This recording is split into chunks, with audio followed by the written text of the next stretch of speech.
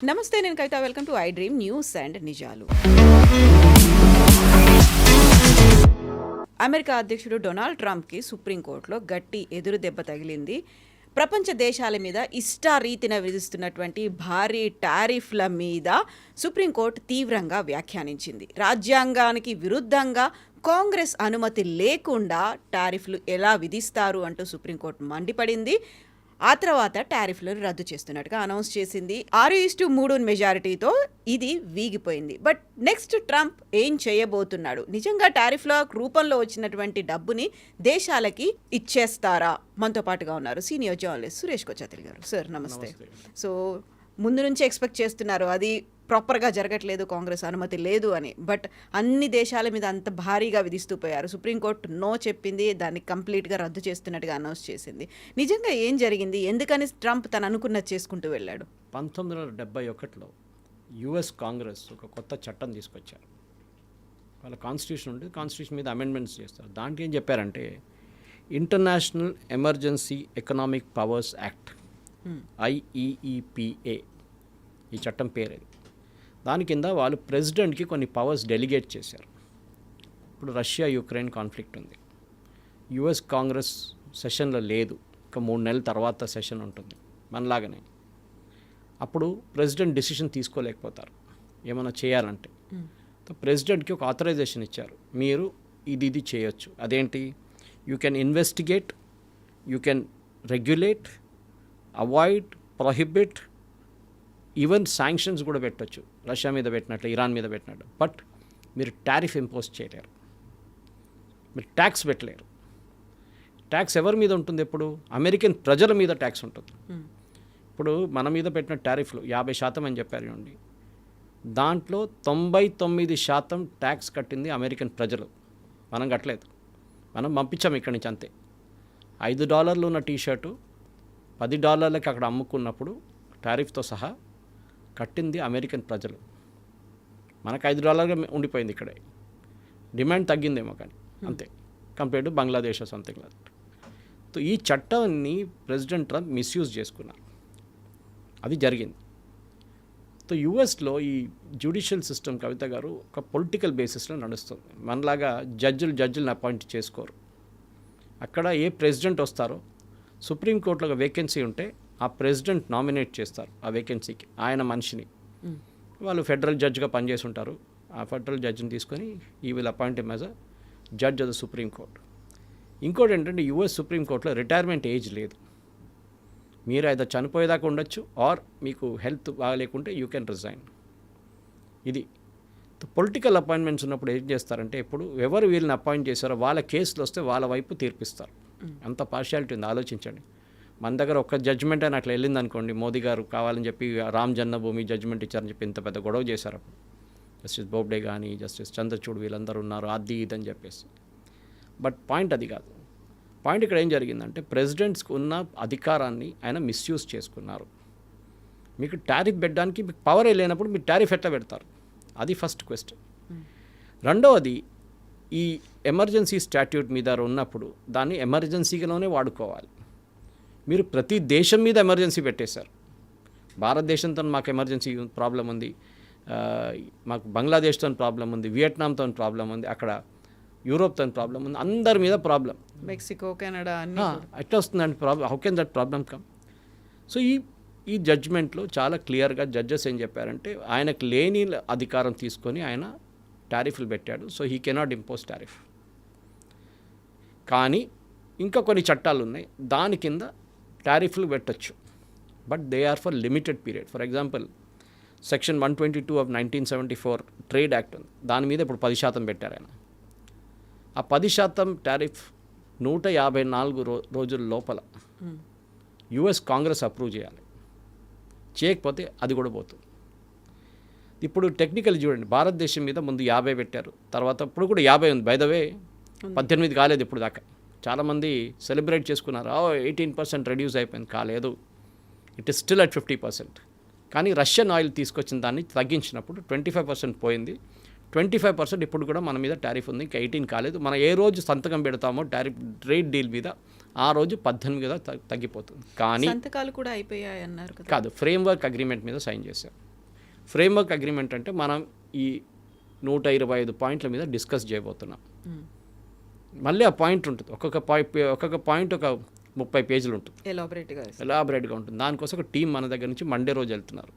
I think 6 or 8 member team వెళ్తున్నారు. మన negotiation team ఒకటి ఉంది, వాళ్ళు వెళ్తున్నారు యూఎస్కి. ఇప్పుడు ప్రొఫెసర్ జెఫ్రీ సాక్స్ ఇవాళ Columbia University, very renowned name, ఆయన ఇవాళ పొద్దున ఒక ఇంటర్వ్యూలో CNN News 18తో ఏమన్నారంటే ఆ డెలిగేషన్ టికెట్ క్యాన్సిల్ చేయడం బెటరు, ఎందుకు వెళ్తున్నారు యూఎస్కి అని అడిగారు. ఎందుకంటే ప్రెసిడెంట్ ట్రంప్ ఇప్పుడు టారిఫ్ పెట్టిన 18% పోయింది, ఇప్పుడు 10% పెట్టాడు, కానీ మన మీద 10% కూడా లేదంటున్నారు. అంటే మనకి ఇప్పుడు ఎఫెక్టివ్ టారిఫ్ ఇస్ 0 భారతదేశానికి. అంటే మన యూఎస్కి ఏదైనా పంపిస్తే except for certain products, for example cement, steel, ఈ 2 ప్రోడక్ట్స్ మీద ఎప్పటి నుంచో అమెరికాలో ట్రంప్ వచ్చాకన్నా ముందు అమెరికా వాళ్ళ ఇండస్ట్రీ సఫర్ అవుతున్నారని చెప్పి 50% టారిఫ్ పెట్టారు. మన కోసం కాదు, ఏ దేశమైనా అమెరికాకి స్టీల్ ఆర్ సిమెంట్ పంపిస్తే 50% టారిఫ్. అది ఈ టారిఫ్తో సంబంధం లేదు, అది వాళ్ళ యూఎస్ కాంగ్రెస్ పాస్ చేసిన చట్టం. అది కాకుండా ఇంకా కొన్ని ప్రోడక్ట్స్ ఉన్నాయి అట్లాంటిది, దాని మీద కూడా tariff. For example pharmaceuticals Europe నుంచి తెచ్చుకున్నప్పుడు దాని మీద టారిఫ్ పెట్టారు. కానీ మన వైపు నుంచి ఫార్మసీ ప్రోడక్ట్స్ పంపించిన డాక్టర్ రెడ్డీస్ కానీ, భారత్ బయోటెక్ కానీ, బయాలజికల్ పంపించిన దానికి, జైడస్ క్యాట్లా వీళ్ళు దానికి అసలు టారిఫ్ లేదు. ఎందుకంటే యూఎస్ ప్రజలకి ఈ జనరిక్ డ్రగ్స్ చాలా పనికొస్తుంది, వాళ్ళకి చాలా కాస్ట్ ఎఫెక్టివ్ మేనర్, చీప్ అని చెప్పకూడదు, కాస్ట్ ఎఫెక్టివ్ మేనర్లో వాళ్ళకి డ్రగ్స్ దొరుకుతుంది. మన వైపు నుంచి డెవలప్ చేసి పంపించే ఐటీ సర్వీసెస్, మన దగ్గర గ్లోబల్ కేపబిలిటీ సెంటర్స్ ఉన్నారు, డెడికేటెడ్ కంపెనీస్ ఉన్నారు ఇక్కడ ఐటీ సర్వీస్, పెద్ద పెద్ద కంపెనీ, ఇన్ఫోసిస్, TCS, విప్రో అట్లాంటివి. వీళ్ళు చేసే పనికి అమెరికాకి మనం చేసి పంపించిన ప్రోడక్ట్స్, సర్వీసెస్కి ట్యాక్స్ లేదు. అట్లాంటివి మనకు చాలా మటుకు ఎగ్జంప్షన్స్ ఉండే. ఇన్ఫ్యాక్ట్ కవిత గారు, మన ప్రేక్షకులు తెలుసో లేదో కానీ ఈ 50% పెట్టిన తర్వాత ప్రెసిడెంట్ ట్రంప్ ఒక 3-4 నెలల ముందు ఆ 50% చాలా ప్రోడక్ట్స్ మీద తగ్గించేశారు, భారతదేశం నుంచి ఎగుమతి చేస్తున్నారు. ఎందుకంటే బాస్మతి రైస్ వాళ్ళు ప్రొడ్యూస్ చేయరు, మన వైపు నుంచే తీసుకోవాలి. అక్కడున్న ఇండియన్ ప్రజలు, అక్కడున్న ఇండియన్ రెస్టారెంట్స్ బిర్యానీ తయారు చేయాలంటే బాస్మతి రైస్ కావాల్సింది.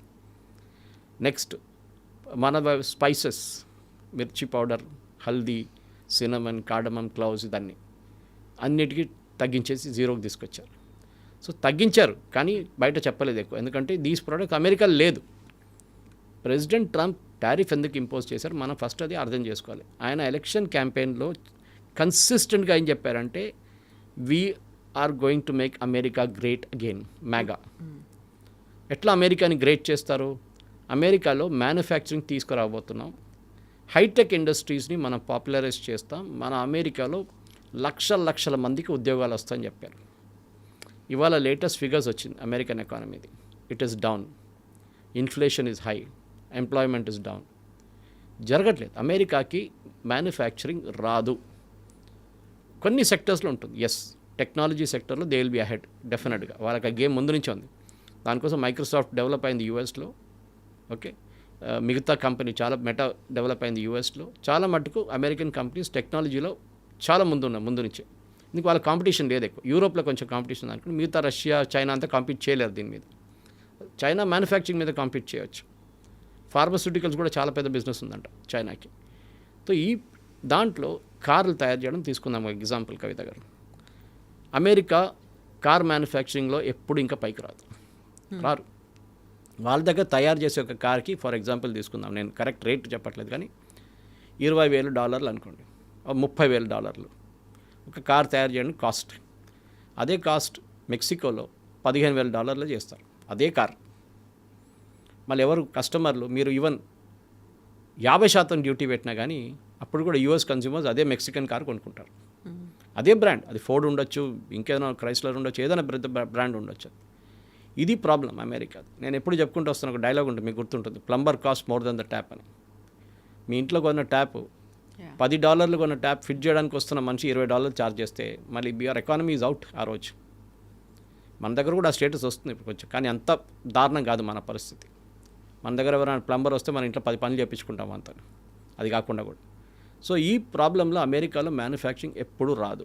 ఎస్, ఎన్విడియా లాంటి చిప్ తయారు చేయడంలో కానీ మిగతా దాంట్లో they are ahead of us, no problem. దాంట్లో తెలిసిపోయింది కూడా మనం. దానికోసం మనం ఇప్పుడు ట్రేడ్ డీల్లో చాలా మటుకు అమెరికా దగ్గర నుంచి కొనబోయేది టెక్నాలజీ. మన దగ్గర లేని టెక్నాలజీ మనం వాళ్ళ వైపు నుంచి కొంటాం. మిలిటరీ ఎయిర్క్రాఫ్ట్ కొంటాం, మన దగ్గర కేపబిలిటీ లేదు ప్రొడ్యూస్ చేయడానికి. కొన్ని మిసైల్స్ ఉంటుంది, అది కూడా అక్కడి నుంచి కొంటాం మనం.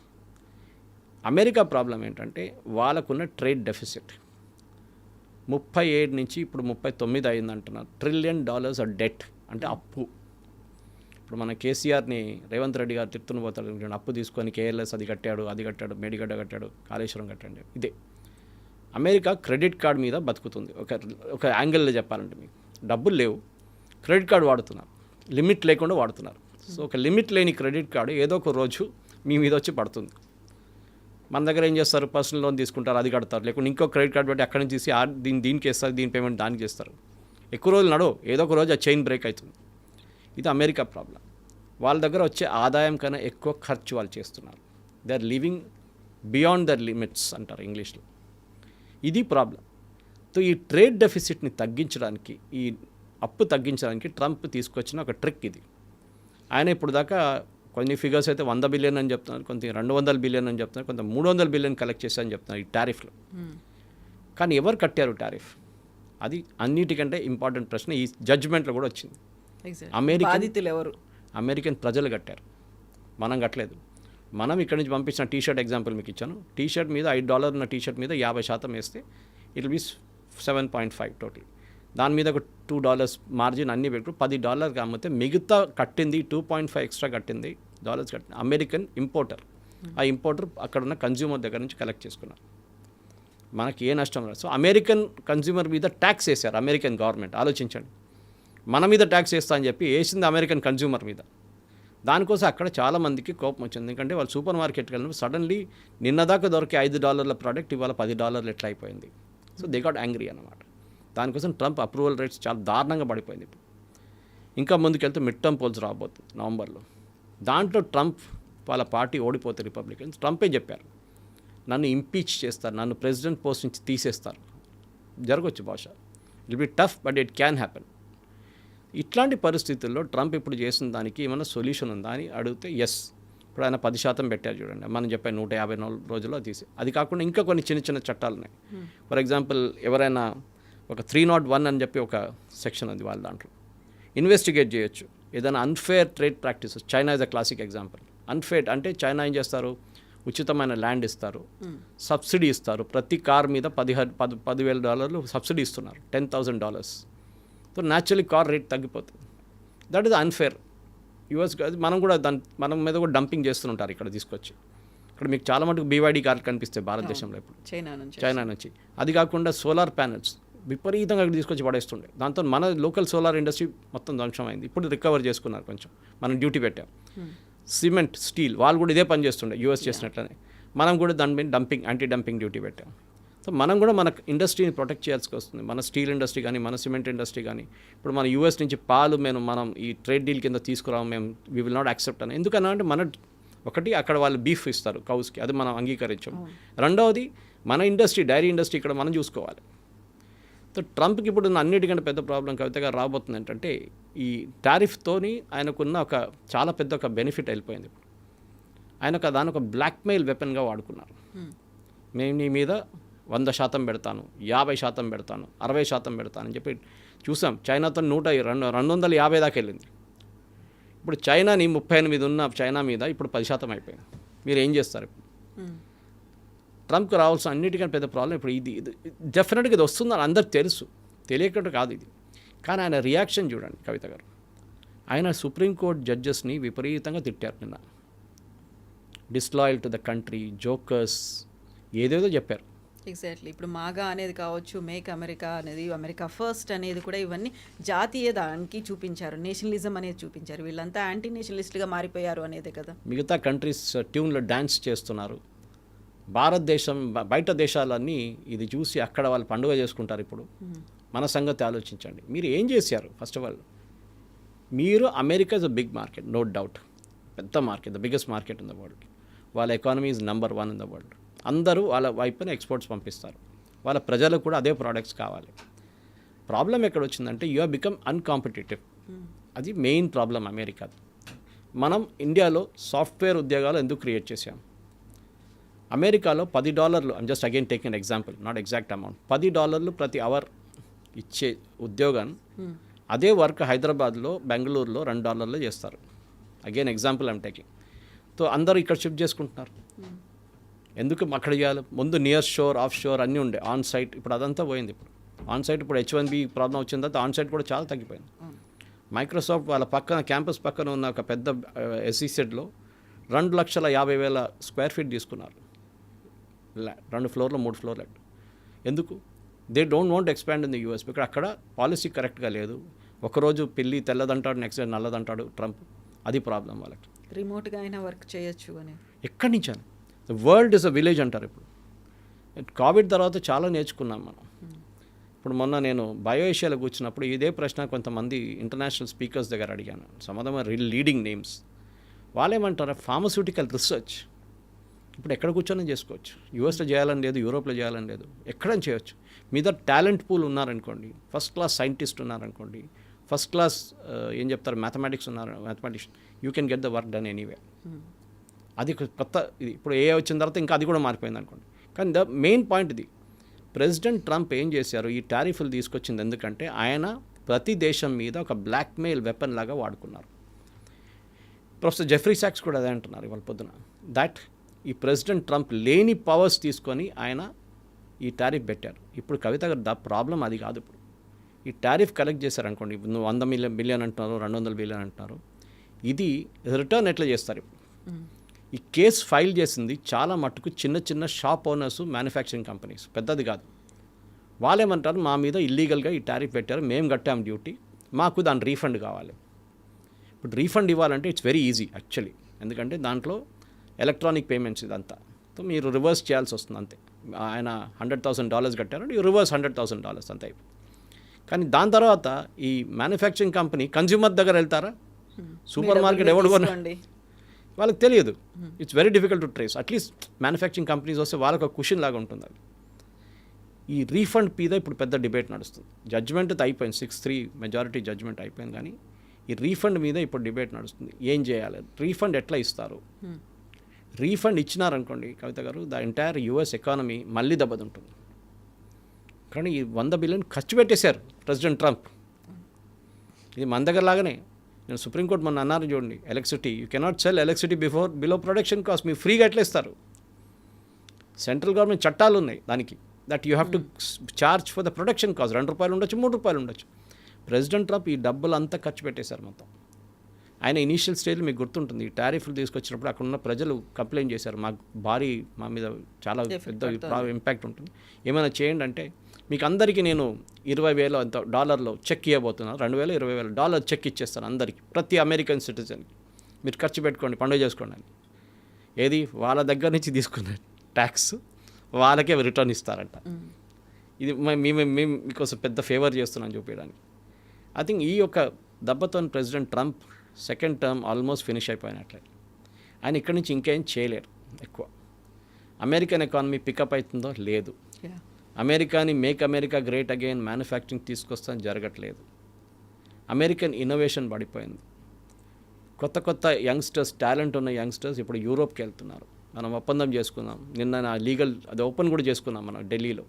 కొత్తగా ఆఫీస్ ఓపెన్ చేశారు. మీరు అబ్రాడ్ వెళ్ళాలంటే, యూరోప్కి వెళ్ళాలంటే you can go there, apply అన్నమాట.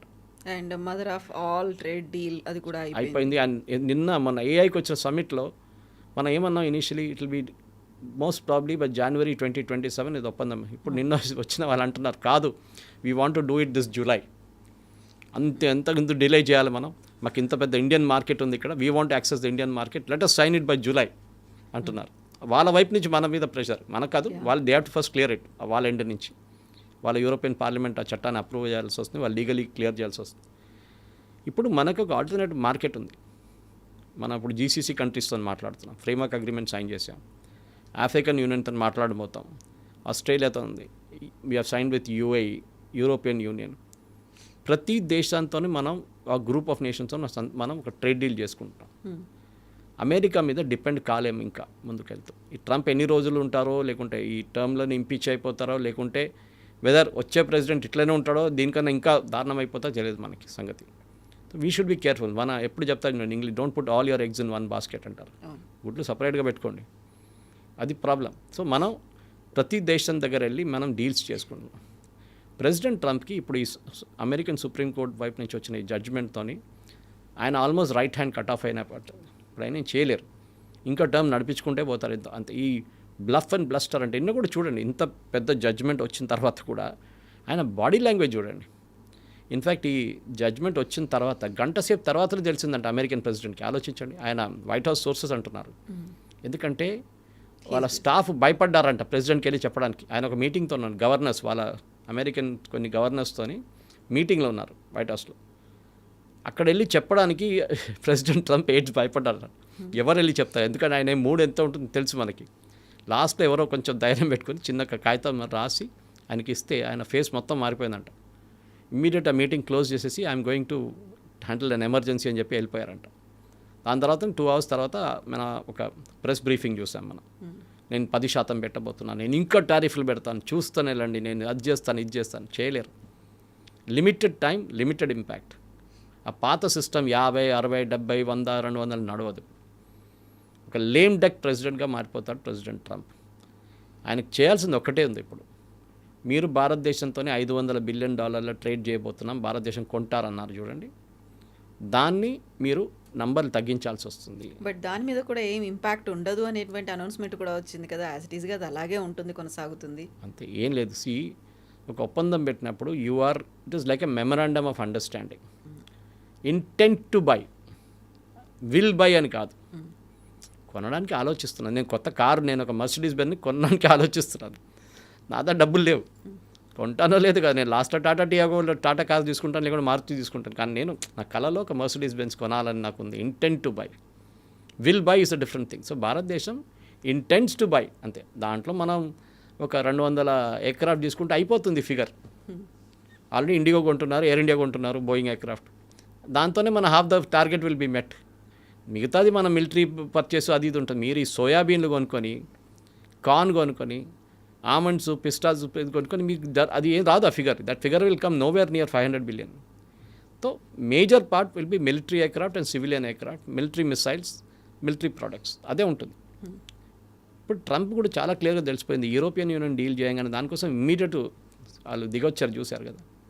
అండ్ సెర్గియో గోర్ వాళ్ళ US ambassador, I think he's doing a fantastic job, దాంట్లో డౌట్ లేదు. నిన్న మనం ప్యాక్స్ సిలికా సంతకం పెట్టాం. 15 countries గాట్ టుగెదర్ ఎక్స్ప్లాయిట్ చేయడానికి న్యాచురల్ ఈ రిసోర్సెస్ని, ఎస్పెషలీ రేర్ ఎర్త్స్ని. ప్యాక్స్ సిలికా గ్రూప్లో నిన్న సంతకం పెట్టాం. సో అమెరికాకి తెలిసిపోయింది ఇప్పుడు మీరు ఇండియాని యాంటగనైజ్ చేస్తే. మళ్ళీ నిన్న మోదీని కొంచెం మాక్ చేశారు, ఇది జడ్జ్మెంట్ వచ్చాక కొంచెం ముందు. ఇప్పుడు ఆయన రిగ్రెట్ చేస్తాడు ట్రంప్. నేను 11 చాలా సోఫిస్టికేటెడ్ ఎయిర్క్రాఫ్ట్ ఇండియా పాకిస్తాన్ వారిలో కూలిపోయిందని చెప్పి. ఏ ప్రూఫ్ లేదు, ఏం లేదు, ఒట్టే చెప్పడం. ఐ థింక్ అమెరికన్ ప్రజలు కూడా విసుకొచ్చేసింది ఇప్పుడు. They also fed up of this president అన్నమాట. పాపులారిటీ చూడండి చాలా తగ్గింది. ప్రెసిడెంట్ రీగన్ కన్నా అప్పుడు ఉన్న దానికన్నా తక్కువ వచ్చింది పాపులారిటీ. నిక్సన్ కన్నా తక్కువ వచ్చిందంట. ఇప్పుడు ఆంథ్రోపిక్ ఏఐ వచ్చింది, ఆ తర్వాత ఏఐ టూల్స్, డిఫరెంట్ టూల్స్ అన్నీ వచ్చిన తర్వాత అక్కడ యాక్చువల్గా ఉన్న ఎంప్లాయ్మెంట్కే దెబ్బ పడుతోంది అనుకుంటే, ఆ గతంలో ఉన్నటువంటి ఎంప్లాయ్మెంట్ వాళ్ళకి పెంచాల్సినటువంటి అవసరం ఉంది. ఇప్పుడు సరికొత్తగా వచ్చినటువంటి ఈ సుప్రీంకోర్టు జడ్జిమెంట్ అనేది, ఇవన్నీ ఒకదాని మీద ఒకటి పైలప్ అయిపోతున్నప్పుడు 3 years మోర్ టు గో. యాక్చువల్గా 1 year అయిపోయింది టర్మ్ అనేది. ఈ 3 yearsలో ఏం చేస్తాడు, ఎలా ముందుకెళ్తాడు, ఎలా నెట్టుకొస్తాడు అనేది కదా. ఏం చేయలేడు. దానికోసం ఆ వర్డ్ యూజ్ చేశాను నేను, లేమ్ డక్ ప్రెసిడెంట్ అని. ఎట్లనో నడిపించుకుంటూ వెళ్తాడు అంతే. ఆ ఫస్ట్ ఇయర్లో నా చూడండి, బ్లఫ్ అండ్ బ్లస్టర్, నేను ప్రెసిడెంట్, నేనేనా చేస్తాను అది. మీరు మెన్షన్ చేశారు ఎంప్లాయ్మెంట్ గురించి, అమెరికాలో ఉద్యోగాలు లేదని చెప్పి. నిన్న అమెజాన్లో ఒక పెద్ద కాంట్రవర్సీ జరిగింది. అమెజాన్ ఇండియా ఆఫీస్లో, ఏ ఆఫీస్ తెలియదు నాకు, అది చిన్న పార్టీ చేసుకున్నారు వాళ్ళు. రెగ్యులర్ అది ఈ ఐటీ కంపెనీస్, ఐటీఎస్ కంపెనీస్లో ఎంప్లాయీస్ని మోటివేట్ చేయడానికి పార్టీలు చేస్తారు. పార్టీలు చేసి కొంతమంది డ్యాన్స్ చేస్తున్నాయి, వీడియో ఎవరో తీసి సోషల్ మీడియాలో వేశారు. అది అమెరికాకి వెళ్ళి అక్కడ ఉన్న సోషల్ మీడియాలో ఉన్న చాలామంది భారతదేశంలో అమెజాన్ పండుగ చేసుకుంటున్నారు ఎంప్లాయీస్, మన దగ్గర ఎంప్లాయీస్ని తీసేసినప్పుడు అని ఒక స్టోరీ తీసుకొచ్చారు, నరేషన్ ఇచ్చారు, మార్చేశారు. యాక్చువల్లీ అట్లా కాదు అది. నేను చెప్పాను చూడండి, వాళ్ళ ఆఫీస్ పార్టీ చేసుకున్నారు, ఎవరిదో బర్త్డే ఉందంటే అది పార్టీ చేసుకున్నారు. మన దగ్గర కూడా ఆల్మోస్ట్ 1200 మంది ఉద్యోగాలు వెళ్ళినాయి. అమెరికాలో ఎక్కువ పోయినాయి. ఆల్మోస్ట్ 16,000 ఎంప్లాయీస్లో ఆల్మోస్ట్ 12,000 అమెరికన్ ఎంప్లాయీస్. కరెక్టే, ఎందుకంటే వాళ్ళ వేజ్ బిల్స్ చాలా ఎక్కువ. వాళ్ళు ఎంత తక్కువ రేట్లో చేయించుకోవచ్చు అంత తక్కువ రేట్లో చేయించుకుంటారు వాళ్ళు, అంతే కదా, అమెజాన్ పాలసీ అది.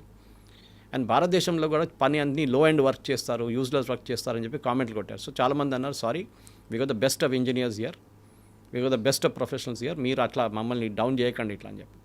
ఈ ప్రాబ్లం ఎక్కడ వచ్చిందంటే అమెరికన్స్కి ప్రెసిడెంట్ ట్రంప్ ఒక ఓటింగ్ కాన్స్టిట్యుయెన్సీ ఉంది చూడండి, ఈ కాన్స్టిట్యుయెన్సీ అది.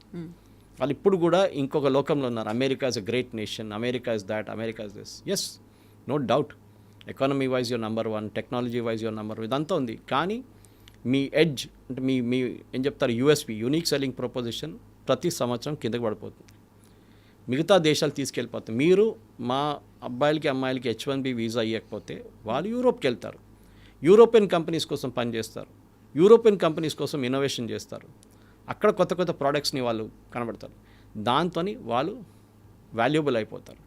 మీరు అలో చేయట్లేదు. ఒక సుందర్ పిచాయ్ కానీ, ఒక సత్య నాడెలా కానీ, ఒక అజయ్ బాంగా కానీ, చాలామంది అట్లా పేర్లు తీసుకుంటే చాలామంది ఉన్నారు. ఇట్లా వీళ్ళందరూ ఎట్లా వెళ్ళారు అక్కడ? Because you encouraged an open door policy. ఆ టైంలో వాళ్ళు వచ్చారు, వాళ్ళ కంపెనీలు పెట్టుకున్నారు, ఆ కంపెనీ హెడ్ చేస్తున్నారు. కొంతమంది కొత్త కొత్త కంపెనీలు, మీరు శాన్ హోసే వెళ్తే కానీ, కాలిఫోర్నియా వెళ్తే కానీ మీకు తెలిసిందే, మీరు వెళ్తుంటారు శాన్ ఫ్రాన్సిస్కో, చాలా మటుకు it is dominated by Indians. మీరు ప్రివెంట్ చేస్తే ఏమవుతుంది, వీళ్ళు ఇంకో చోటకి వెళ్తారు, లేకుంటే భారతదేశంకి వస్తారు, ఇక్కడ తయారు చేస్తారు. మోదీ గారు అన్ని సౌకర్యాలు ఇస్తున్నారు, 32,000 GPUలు ఇస్తున్నారు, ఆడుకోండి అని చెప్తున్నారు. ఫ్రమ్ కాలేజ్ టు ప్రొఫెషనల్ ఎవరైనా వాడుకోండి for making AI devices, AI services. ఎందుకు? ఆ ఎడ్జ్ మీది టాలెంట్. అది క్యాంపెయిన్ టైంలో ట్రంప్ అప్పుడు చెప్పారు, yes, H1B is a very useful thing, ఎందుకంటే మా దగ్గర టాలెంట్ మా ఇండియా నుంచి వస్తుందని. ఇప్పుడు మళ్ళీ సడన్గా మార్చేశారు మొత్తం. ఎవరు లాస్ మనది కూడా ఉంది, మన పిల్లలు వెళ్ళలేకపోతున్నారు, మన అమెరికన్ డ్రీమ్ పోయింది. ఓకే, ఇట్స్ అది ఈ ప్రెసిడెంట్ పోతే నెక్స్ట్ ప్రెసిడెంట్ రాగానే అన్నీ మారిపోతుంది. మళ్ళీ నెక్స్ట్ ఇమ్మీడియట్గా వచ్చే డౌట్, H1B వీసా ఫీజులను కూడా తగ్గిస్తాడా అనేది. డెఫినెట్గా, ఎందుకంటే చెప్పాను చూడండి, ఈ ప్రాబ్లం ప్రెసిడెంట్ ట్రంప్కి ఎక్కడ వస్తుందంటే టాలెంట్ పూల్. లోకంలో ఒక టాలెంట్ పూల్ ఉంటుంది, దాంట్లో అమెరికాకు ఉన్న అడ్వాంటేజ్ అమెరికాకు ఉంటుంది, యూరోప్కు ఉన్న మన దగ్గర ఉన్న అడ్వాంటేజ్ మనకుంది. Especially stems science, technology, engineering and management. ఈ దీంట్లో ఉన్న అడ్వాంటేజ్ మనకి చాలా ఎక్కువ, ఎందుకంటే మన పాపులేషన్ చాలా ఎక్కువ, మన యంగ్ పాపులేషన్ చాలా ఎక్కువ, దాని percentage wise 18 to 35 age group. Naturally వాళ్ళ సైన్స్ ఎక్కువ ఒక ఎంఫసిస్ ఉన్నప్పుడు మనం ఎక్కువ ప్రోడక్ట్స్ క్రియేట్ చేస్తాం. ఎందుకు మన వైపు నుంచి ఇప్పుడు కూడా ఫార్మాస్యూటికల్స్లో మనకి ఎడ్జ్ ఎందుకు ఉందంటే, ఒకటి మ్యానుఫ్యాక్చరింగ్ అడ్వాంటేజ్ మనకి, second we're beating the system also sometimes. Off patent drugs తీసుకొని మనం రీక్రియేట్ చేస్తున్నాం. సో మాలిక్యూల్ టు మార్కెట్ అని ఒక కాన్సెప్ట్ ఉంటుంది, రీసెర్చ్ టు డెవలప్. మన వీక్నెస్ ఇండియాలో ఒకటే ఉంది, R&D. అది మన చైనాని చూసి లేకుంటే అమెరికాని చూసి నేర్చుకోవాల్సింది, యూరోప్ని కూడా. అండ్ ప్రెసిడెంట్ ట్రంప్కి ఐ థింక్ ఈ supreme court judgement not just a setback, దానికోసం ఆయన బాడీ లాంగ్వేజ్ చూడండి చాలా నెగిటివ్ ఉండే, ఆల్మోస్ట్ లైక్ స్ట్రీట్ గుండా మాట్లాడతారు, ఎట్లా మాట్లాడారు. జడ్జిని తిట్టడం అంతా మన దగ్గర కంటెంప్ట్ ఆఫ్ కోర్ట్ అయిపోతుండే ఇక్కడ ఇండియాలో. ఏమేమి చెప్పారు ఆయన?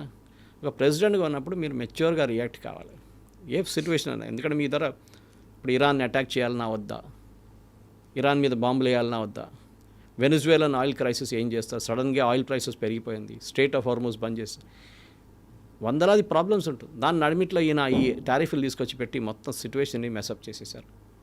ఆయన క్రియేట్ చేసిన ప్రాబ్లం ఏది, ఆయన దీని నుంచి బయటకు ఎట్లా బయటపడతాడో అది మనం చూడాల్సింది. ఎందుకంటే నాకైతే డౌట్ ఉంది, అమెరికా ఒక అడ్వాంటేజ్గా తీసుకున్న ఒక వాళ్ళ మార్కెట్ ఇప్పుడు ఒక డిసడ్వాంటేజ్గా మారిపోయింది. అండ్ ప్రెసిడెంట్ ట్రంప్ తీసుకొచ్చిన ఈ చట్టాలు, ఈ టారిఫ్లు, అది ఇంకా అక్కడ ఉన్న అమెరికన్ కంపెనీస్ చాలా డ్యామేజ్ చేసింది, దాంట్లో డౌటే లేదు. దాంట్లో అదే అందరూ పొలిటికల్ కామెంటేటర్స్, US కామెంటేటర్స్ అదే అంటున్నారు అన్నమాట. Yes sir, thank you so much. Thank you very much. Thank you. నిజంగా ప్రస్తుతం ఉన్నటువంటి సమాజం దేనికి ప్రయారిటీ ఇస్తుంది? ఆర్థిక సంబంధాల చుట్టూ మాత్రమే తిరుగుతోంది. మళ్ళీ ఎన్నికలంగానే చాలా విరక్తి కలుగుతున్నాం. మంచి అనిపిస్తుంది కదా, లేడీస్ కూడా ఛాలెంజింగ్ జాబ్స్ చేసినప్పుడు చాలా బాగుంటుంది.